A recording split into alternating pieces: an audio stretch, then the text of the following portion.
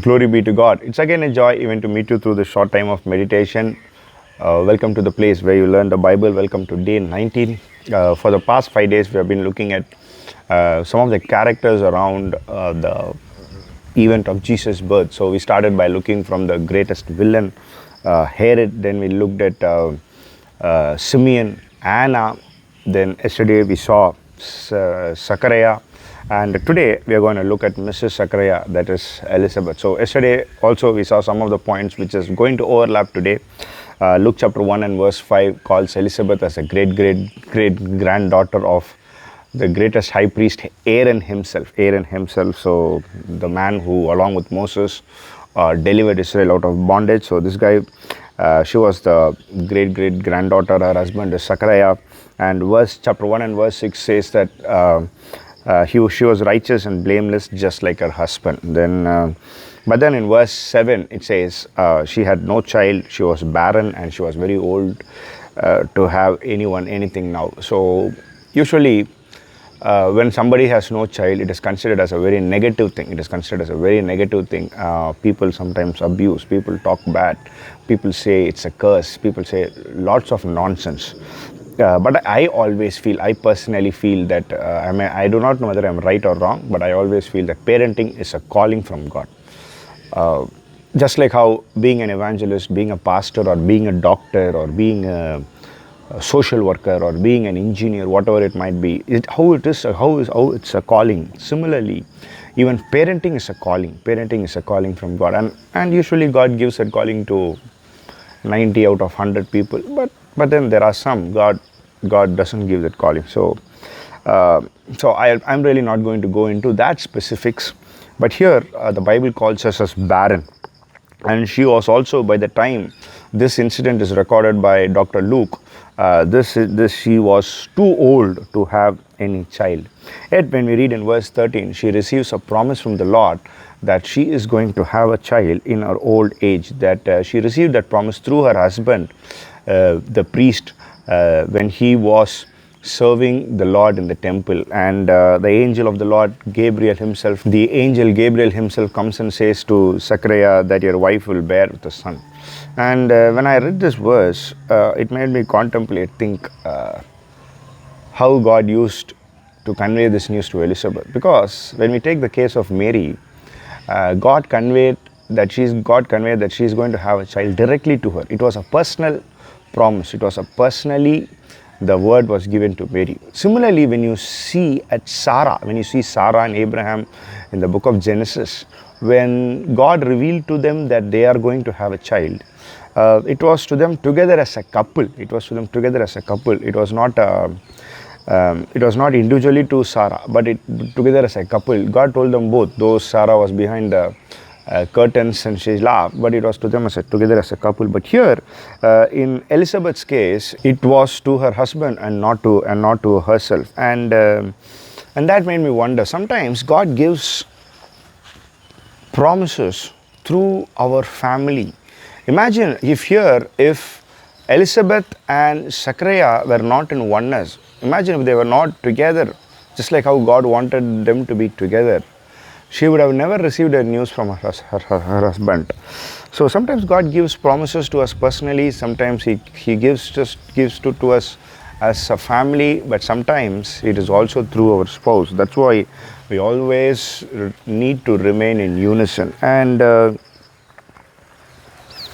the story goes on. When we read verse 24, says that she conceived, she had a child, she conceived, but she kept to herself. And in verse 25, it says that she kept praising the Lord for the blessing that God had given her. And what was the praise? Verse 25 continues to say this: the Lord has done this for me. She said, in these days He has shown His favor and taken away my disgrace among the people. And they didn't have any children, yet they kept on doing what was expected of them. And there are two things that this family did. They didn't have any child. They were considered, the people around them considered them as barren. Remember, I have come across many pastors' family when they don't have a child. Sometimes even their own believers talk bad of them. This man goes and preaches everywhere. He prays for families to have child, but this very man, he doesn't have a child. I have seen many pastors being abused just because they didn't have a child by their very own believers, and it's a very sad thing. And here we see something like that very happening. Maybe all the people who were in the temple, they had children, but this family didn't have any children. Yet this family did two things. They kept on serving the Lord in spite of the fact they didn't have any kids. Yet they kept on serving the Lord. Number two, they kept on believing, serving the Lord and righteous living. Verse 6 says they were righteous and blameless. So they lived righteously. Second, in spite of not having the blessing that they wanted to have, they kept on serving the Lord. And number three, when she conceived, in verse 25, she sings a beautiful praise. She says, God has shown me favor and He has taken away my disgrace. He has taken away my disgrace. In other words, she was going through lots of disgrace and humiliation, that right now, she says, the Lord has taken away my disgrace.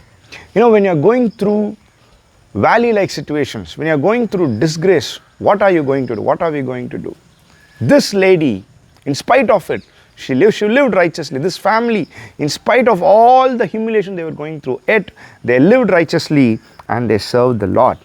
The story doesn't stop here. I want to conclude with what happened when Mary visited her. Mary visits her. When you read from verse 39 of Luke chapter 1, Mary visits her. And in verse 41 she says, she and her body with the baby, when the moment Mary stepped inside the home, the child inside her leapt with joy. In other words, I would say, the first point, she was very sensitive to the presence of Christ. She was in her flesh. Her flesh was under the authority of the Spirit, that her body was sensitive to the presence of Christ the Lord. Number 2, verse 41 says, she was filled, she had the infilling of the Holy Spirit. Number 3, verse 42, she acknowledged the greatness of Mary. I'm sure the age gap would have been great. Mary was just a young girl. But Elizabeth was a very old woman. She was well advanced in her age. But yet she acknowledged Mary, saying, you are great.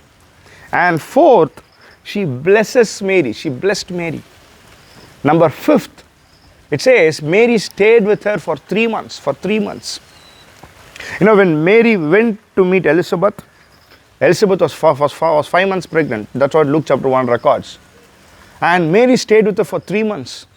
That means still her 8th month. Her full pregnancy, as they say. But even though she was pregnant, through her pregnancy, she was taking care of another pregnant woman. She hosted Mary. How beautiful. I'm going to conclude 7 lessons from her life. Number 1, in spite of being barren, she lived righteously. In spite of not having a child, they kept on serving the Lord as a family. Number 3, when Mary stepped in, her body was sensitive to the presence of the Lord. Is our flesh sensitive to the presence of the Lord? Number 4, she had the infilling of the Holy Spirit. Number 5, she acknowledged the greatness of Mary, as Paul would say, consider others better than yourself. And number 6, she blessed Mary. She blesses Mary. Number 7, she hosted Mary and she took care of Mary in spite of her herself being pregnant. Today we don't find many Elizabeths in the church who are ready to encourage, who are ready to host. Mary would have come to Elizabeth because she was humiliated in her family for being pregnant without a husband. But here is a woman who could understand the leading of the Holy Spirit, the guidance of the Lord, and take her in and host her and be a supportive to her. I think it would have taken 3 months for Joseph to accept Mary. It was in these 3 months that Elizabeth made Mary comfortable. Today I want to leave you with this question. Are you an Elizabeth? Are you an Elizabeth for people around you? Ponder over it. May God speak to us. Stay blessed in Jesus' name. Amen. Amen.